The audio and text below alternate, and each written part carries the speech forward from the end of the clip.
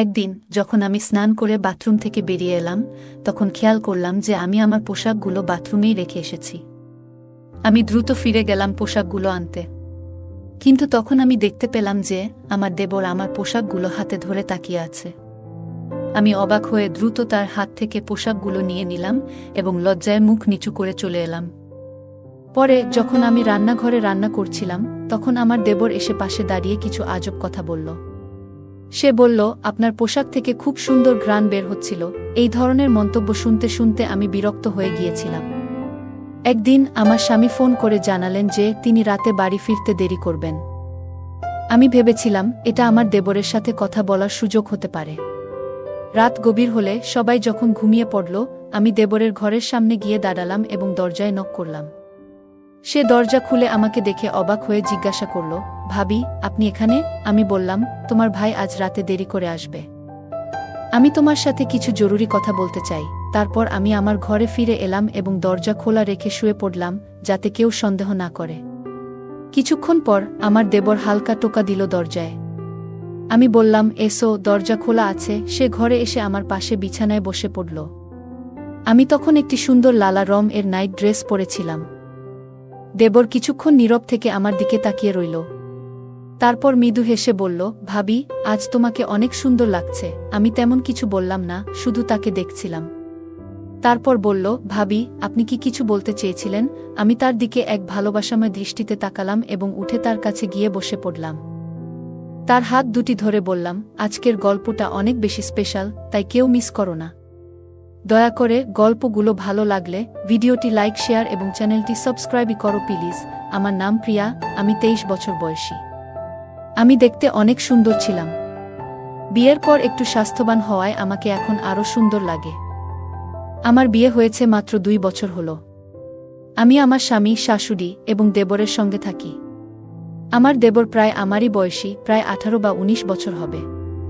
সে সব সময় আমার আশেপাশে ঘুরঘুর করে এবং কখনো কখনো আমাকে অদ্ভুত দৃষ্টিতে দেখে। আমার মনে হতো সে আমাকে মনে মনে অনেক পছন্দ করে, কিন্তু কখনো মুখে তা বলার সাহস পায়নি। কিন্তু সারা দিন দেবর আমার পিছনে পড়ে থাকে। মনে হতো সে আমাকে কিছু বলতে চায়। একদিন সে আমাকে বলল, ভাবি, আমি কিছু বলতে চাই। সে ঘরের চারপাশ ভালো করে দেখছিল, যেন কিছু খুঁজছে। আমি বললাম, হ্যাঁ, বলো, কি কাজ আছে? আমি সব সময় তোমার সাহায্য করতে প্রস্তুত। তুমি তো আমার ছোট ভাইয়ের মতো। এটা শুনে তার মুখে এক হাসি ফুটে উঠল। সে বলল, ভাবি, আমি বিয়ে করতে চাই। আমি হেসে বললাম, এটা তো খুব ভালো কথা, কিন্তু বিয়ের জন্য তো একজন মেয়ের প্রয়োজন। তখন সে বলল, ভাবি, তাই তো আমি আপনার কাছে এসেছি। আমি বুঝতে পারলাম সে কি বলতে চাইছে। দেবর বলল, ভাবি, আমি আপনার মতো একজন মেয়েকে বিয়ে করতে চাই। এটা শুনে আমি মনে মনে হাসলাম, কারণ আমি বুঝতে পারলাম সে আসলে আমার বোনের কথা বলছে। আমার বোন আমার থেকে একটু ছোট এবং আমার দেবরের জন্য উপযুক্ত ছিল। তাদের মধ্যে বয়সের পার্থক্য ছিল মাত্র 2 বছর। দেবর আমাকে তার কল্পনার মেয়ের গুণাবলী বলতে লাগল, যেমন সে কি চায়। আমি বললাম, তুমি চিন্তা করো না, আমি ঠিক তোমার পছন্দ অনুযায়ী একজন মেয়ে খুঁজে দেব। শুধু বিয়েতে রাজি হও। তারপর আমি সবকিছু নিজের নিয়ন্ত্রণে নিয়ে নিলাম। আমার দেবর এই কথা শুনে কিছুটা খুশি হলেও সে চিন্তায় ডুবে গেল। কিছুক্ষণ চুপ থেকে সে বলল, ভাবি, আপনার কাছে একটা কথা বলতে চাই, তবে অনুগ্রহ করে রাগ করবেন না। আমি এমন কাউকে বিয়ে করতে চাই, যার চরিত্র এবং স্বভাব একেবারে আপনার মতো হবে, আপনার মতো এত সুন্দর হবে। আমি মৃদু হাসি দিয়ে বললাম, আমি জানি তুমি আমার ছোট বোন তানিয়াকে পছন্দ করো। কিন্তু সে মাথা নেড়ে বলল, না ভাবি, আপনি আমার কথার আসল অর্থ বুঝতে পারেননি। এই কথা বলে সে চুপচাপ ঘর থেকে বেরিয়ে গেল। আমি কিছুটা অবাক হয়ে তার দিকে তাকিয়ে রইলাম। আমি ভাবতে লাগলাম, হয়তো সে লজ্জায় তানিয়ার নাম বলেনি এবং সেই কারণেই সে কথা না বলে চলে গেল। আমি সিদ্ধান্ত নিলাম যে প্রথমে আমার বাবার সাথে এই বিষয়ে কথা বলবো, তারপর আমার দেবরকে এই খবর জানাবো। পরের দিন আমি দেবরের কাছে গিয়ে জিজ্ঞাসা করলাম, তুমি কি সত্যিই তানিয়াকে পছন্দ করো? সে লজ্জা পেয়ে বলল, ভাবি, তানিয়া আর আমি, এটা তো আকাশের চাঁদ ছোঁয়ার মতো ব্যাপার। আমি নিজেকে তার উপযুক্ত মনে করি না। তার এই কথা শুনে আমি বুঝতে পারলাম, আসলে সে আমার বোনকে পছন্দ করে, কিন্তু সাহস করে প্রকাশ করতে পারছে না। পরের দিন আমি আমার মায়ের কাছে গিয়ে বিষয়টা জানালাম এবং তার মতামত নিলাম। মা বললেন, মা, আমাদের কোনো আপত্তি নেই। তোমার বোন যদি সেখানে সুখী হয় তাহলে আমরাও খুশি। তবে তুমি তোমার দেবরের সাথে ঠিকমতো কথা বলে নিও, যেন তার কোনো সমস্যা না হয়। আর একই পরিবারে 2 মেয়ে থাকবে, এটা তো ভালো কথা। তুমি তোমার ছোট বোনের খেয়াল রাখতে পারবে। আমি বললাম, দেবর নিজেই আমার সাথে এই কথা বলেছে, তার আপত্তি হওয়ার কোনো কারণ নেই। এরপর আমি আবারও আমার দেবরের সাথে কথা বললাম, কিন্তু সে বলল, ভাবি, আপনি আমার কথার মানে কেন বোঝেন না? রাতে আমি তার ঘরে গিয়ে জানতে চাইলাম আসলে সে কি চায়। সে বলল, ভাবি, আমার আপনার বোনের প্রতি কোনো আগ্রহ নেই। আমি শুধু মজা করছিলাম। তার এই কথা শুনে আমি খুব কষ্ট পেলাম। যদি সে আমার বোনকে পছন্দ না করত, তবে কেন সে আমার আশেপাশে ঘুরে বেড়াত এবং আমার সাথে কেন এত কথা বলতো? যদি সত্যিই তাকে বিয়ে করতে হতো, তাহলে সে নিজের পছন্দের কোনো মেয়ের নাম বলতেই পারত। অন্তত আমার বোনকে অপমানিত হতে হতো না। আমি কিছু না বলে উঠে চলে আসার চেষ্টা করছিলাম, কিন্তু তখনই সে হঠাৎ আমার হাত ধরে ফেলল। এই আচরণে আমি রেগে গেলাম। হাতটা ঝটকা মেরে ছাড়িয়ে নিয়ে বললাম, তুমি কি করছো? নিজেকে সামলাও। আমি তোমার ভাবি, আর তোমাকে ছোট ভাইয়ের মতো দেখি। সে বলল, ভাবি, তাতে কি হয়েছে? আমিও আপনাকে বড় বোনের মতো দেখি, মার মতোই সম্মান করি। এখন শুধু আমার ছোট্ট কাজটি করে দিন, আমার বিয়ের ব্যবস্থাটি করে দেন। আমি তাহলে বুঝব আপনি আমাকে সব দিয়েছেন। তার কথায় আমি বিচলিত হয়ে দ্রুত নিজের ঘরে ফিরে এলাম। মনটা খুব অস্বস্তি করতে লাগল। কিছুক্ষণ পর আমার স্বামী ঘরে এলেন এবং আমার চিন্তিত মুখ দেখে জিজ্ঞাসা করলেন, তোমার কি হয়েছে? এত চিন্তিত কেন? আমি তাকে পুরো ঘটনাটা বললাম, কিভাবে সাম্প্রতিক সময়ে দেবরের আচরণ অদ্ভুত হয়ে উঠেছে এবং সে প্রায়শই বাইরের সময় কাটায়। আমার কথা শুনে স্বামী বললেন, আমি নিজেও লক্ষ্য করেছি, সে তোমাকে একটু বেশি খেয়াল করে দেখছে। দেখো, ও আমার ভাই, কিন্তু ও বড় হচ্ছে। তুমি ওর কাছ থেকে একটু দূরে থাকার চেষ্টা করো। এই কথাগুলো শুনে আমি কিছুটা সান্ত্বনা পেলাম, কারণ কেউ অন্তত আমার মতো চিন্তা করছে। আমার শাশুড়ি অবশ্য তাকে এখনো ছোট বাচ্চা মনে করেন, কিন্তু আমি ভেতর থেকে সবকিছু বুঝতে পারছিলাম। পরের দিন আমার স্বামী বাড়িতে ছিলেন না। আমি তখন নিজের ঘরে ছিলাম। স্বামীর অনুপস্থিতিতে সাধারণত আমি ঘরের বাইরে খুব একটা যাই না। হঠাৎ দরজায় নক হলো। দরজা খুলে দেখি আমার দেবর দাঁড়িয়ে আছে। তার হাতে একটা ট্রে ছিল, তাতে বিস্কুট আর চায়ের কাপ রাখা ছিল। আমি অবাক হয়ে জিজ্ঞেস করলাম, এটা কেন এনেছ? কেউ এসেছে নাকি? সে হাসি দিয়ে বলল, না ভাবি, এমন কিছু নয়। ছোট ভাই তার বড় বোনের সাথে বসে চা খেতে চায়। আমি বললাম, চলো ড্রয়িং রুমে গিয়ে বসি, কিন্তু সে বলল, না ভাবি, আমি এখানে আপনার সাথেই বসে চা খেতে চাই, একটু কথা বলতে চাই। তার এই কথায় আমি কিছুটা অস্বস্তি বোধ করলাম, কিন্তু ভাবলাম এই নিয়ে নতুন কোনো সমস্যা তৈরি না হোক। সে চুপচাপ আমার পাশে বসে চা খেতে থাকল। তারপর বলল, ভাবি, আপনি চা খাবেন না? আমি তাকে চা খেতে বললাম এবং সে বলল, আমি যাওয়ার আগে আপনি চা খান। তার এই আচরণে আমি বেশ অস্বস্তিতে পড়ে গেলাম। সে জোর করায় আমি চা আর বিস্কিট খেলাম, আর আমি তার সাথে কথা বলতে থাকলাম। দেবর আমাকে বলল, ভাবি, আমি যদি আগে ভুলভাবে কিছু বলি তাহলে আমাকে ক্ষমা করবেন। আমি কিছু ব্যক্তিগত সমস্যায় ছিলাম, তাই সেদিন কথাগুলো এমনভাবে বলে ফেলেছিলাম। আজ চা আর কেক এনেছি, যাতে আপনি বুঝতে পারেন আমি আপনাকে কতটা সম্মান করি। তার কথা শুনে আমার একটু হাসি পেল। আমি হাসি মুখে চা খেলাম এবং বিস্কুটও খেয়ে নিলাম। কিন্তু চা খাওয়ার কিছুক্ষণের মধ্যেই আমার মাথা ভারী হতে লাগল। আমি কিছুতেই বুঝতে পারছিলাম না কি হচ্ছে। দেবরের মুখটা শুধু আমার চোখের সামনে ঘুরছিল। ঠিক তখনই শাশুড়ি ঘরে ঢুকলেন। তার মুখটাও শেষবারের মতো মনে পড়ল। তারপর কি হলো কিছুই জানি না। যখন আমার চোখ খুলল, তখন বিকেল 4টা বাজে। আমার স্বামী আমার পাশে বসেছিলেন। তিনি জিজ্ঞাসা করলেন, তোমার কি হয়েছে? তুমি হঠাৎ কিভাবে অজ্ঞান হয়ে গেলে? নাকি ঘুমিয়ে পড়েছিলে? আমি বললাম, হ্যাঁ, হঠাৎ করেই আমার খুব ঘুম পেয়েছিল মনে হয়। আমার দেবর চা আর বিস্কুট নিয়ে এসেছিল, সেগুলো খাওয়ার পর থেকেই আমার ঘুম পেয়েছিল। জানি না তখন আমার কি হয়েছিল। মনে হয় দেবর চায়ে কিছু মিশিয়েছিল। আমার কথা শুনে স্বামী চিন্তায় পড়লেন। বললেন, দেবর সত্যিই তোমার জন্য চা নিয়ে এসেছিল?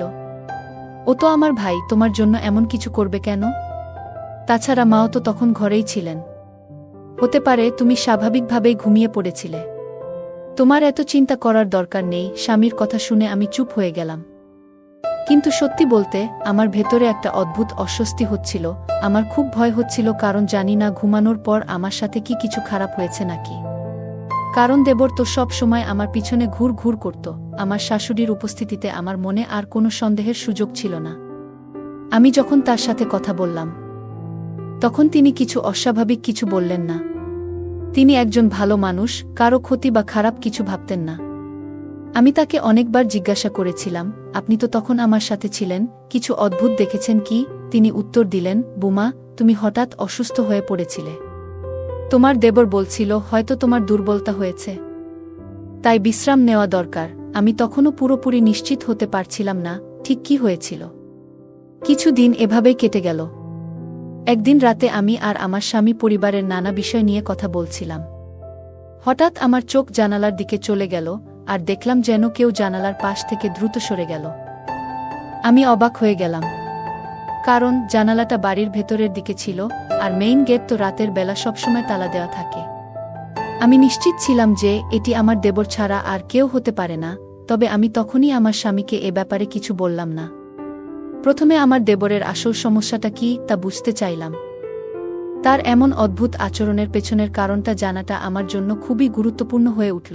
একদিন আমি গোসল করে বাথরুম থেকে বের হয়ে দেখলাম যে ভুল করে আমার জামাকাপড় বাথরুমেই রেখে এসেছি। তাড়াতাড়ি ফিরে গিয়ে কাপড়গুলো নিতে গেলাম। তখন দেখি আমার দেবর হাতে আমার পোশাকগুলো ধরে রয়েছে। আমি কিছুটা বিস্মিত হয়ে তার হাত থেকে কাপড়গুলো নিয়ে নিলাম এবং লজ্জায় মাথা নিচু করে সরে এলাম। পরে যখন আমি রান্নাঘরে ব্যস্ত ছিলাম, তখন আমার দেবর এসে পাশে দাঁড়িয়ে হঠাৎ অদ্ভুত কিছু বলল। সে বলল, তোমার পোশাক থেকে দারুণ একটা মিষ্টি গন্ধ পাচ্ছিলাম। আমি তাকে কিছু বললাম না। আমি তাকে সেখান থেকে চলে যেতে বললাম। আমার কথা শুনে সে চলে গেল। পরের দিনই দেবর এসে আমাকে বলল, ভাবি, মনে আছে আমি আপনাকে বলেছিলাম যে আমার একটা কাজ আছে? আজ সেই কাজের সময় এসে গেছে, এখন আপনাকে আমার সাথে যেতে হবে। তাড়াতাড়ি প্রস্তুত হন। তার কথা শুনে আমি অবাক হয়ে গেলাম। কোথায় যাচ্ছি? আগে বলো, নইলে আমি যাব না। আমার কথা শুনে সে মাথায় হাত দিয়ে বলল, চলুন, আগে মাকে বলিও না, তাহলে আর কোনো সন্দেহ থাকবে না, কারণ মা সবসময় আমাকে নিয়ে সন্দেহ করে। সে একটু বিরক্তির স্বরে কথা বলছিল, আর আমি বুঝতে পারলাম হয়তো আমার তাকে এভাবে প্রশ্ন করা ঠিক হয়নি। তাই চুপ হয়ে গেলাম। বললাম, ঠিক আছে, যেমন তুমি বলছো তেমনই করব। সে খুশি হয়ে গেল। আমরা বাইকে উঠে বাড়ি থেকে বেরিয়ে পড়লাম। তার বাইকে উঠা দেখে সে ভীষণ খুশি হয়েছিল, কিন্তু আমার কিছুটা অস্বস্তি লাগছিল। কিছুক্ষণ পর আমি জিজ্ঞাসা করলাম, আমরা কোথায় যাচ্ছি? সে উত্তরে বলল, ভাবি, আমি একজন মেয়েকে খুব পছন্দ করি, আর এ পছন্দ সাধারণ নয়। আমি তাকে খুব গভীরভাবে ভালোবাসি। দুনিয়াতে একমাত্র সেই মেয়েটাই আছে যাকে আমি মন থেকে ভালোবাসি। কিন্তু আমি জানি আমার মা তাকে কখনোই মেনে নেবেন না, কারণ মা চায় তার বুমা প্রচুর সম্পদ নিয়ে আসুক।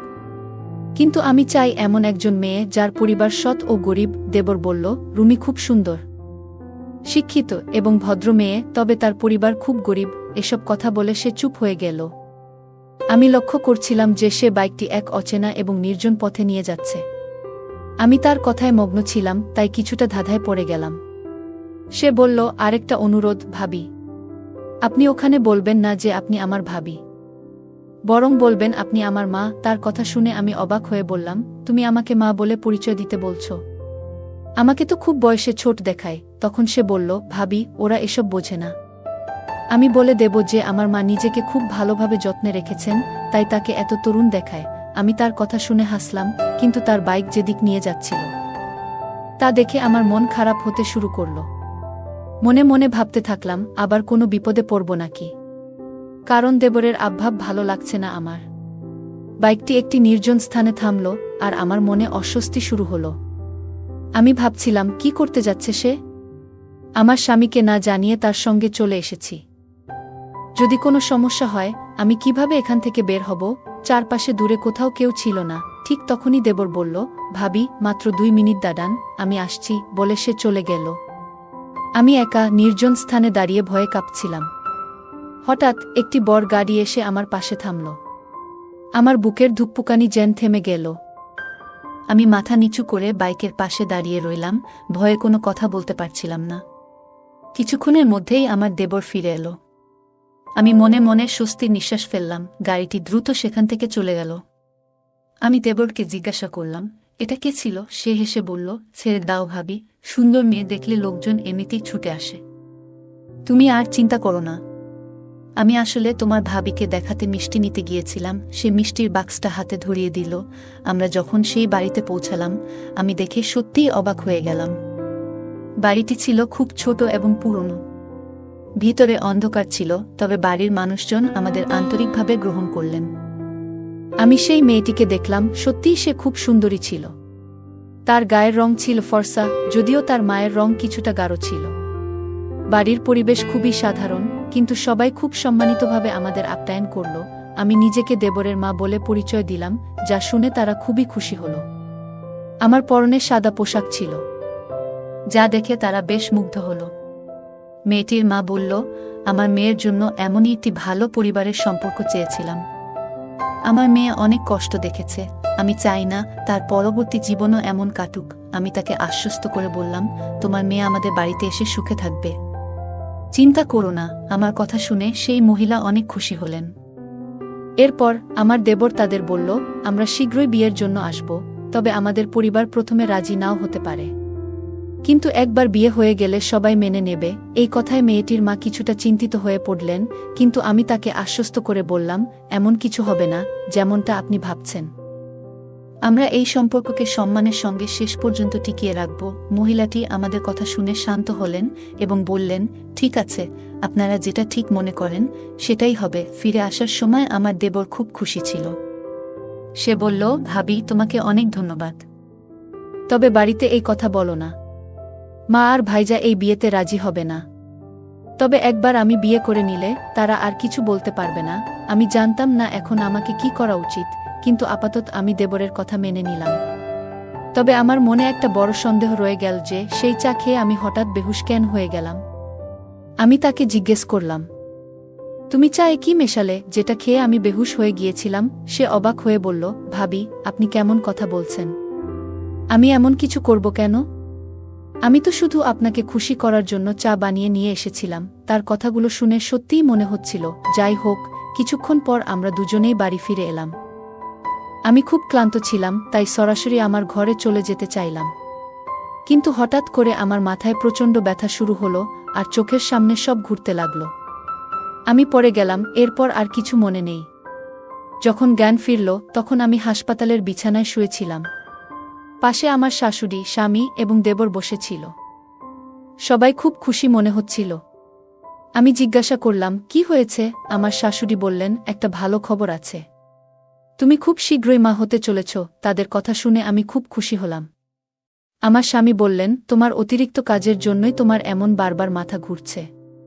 ডাক্তার বলেছে এখন তোমার শুধু বিশ্রামের প্রয়োজন। সবকিছু পরিষ্কার হয়ে গেল আমার কাছে।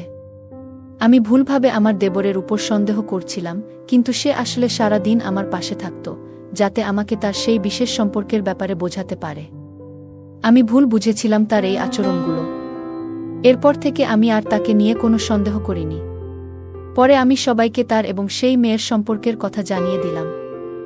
আমার বারবার বোঝানোর ফলে পরিবারও অবশেষে তাদের বিয়েতে সম্মতি দিল। আজ আমার বিয়ের 5 বছর কেটে গেছে। আমার একটি ছোট্ট মেয়ে আছে, আর আমার দেবরও তার সেই ভালোবাসার মানুষকে বিয়ে করেছে। তারা এখন খুব সুখে শান্তিতে জীবন কাটাচ্ছে। গল্পটা কেমন লাগলো জানাতে ভুলবে না। আরও মজার মজার রোমান্টিক গল্প শুনতে চাইলে ভিডিওটি লাইক, শেয়ার এবং চ্যানেলটি সাবস্ক্রাইব করতে এবং বেল আইকনটি ক্লিক করতে ভুলবে না। ধন্যবাদ।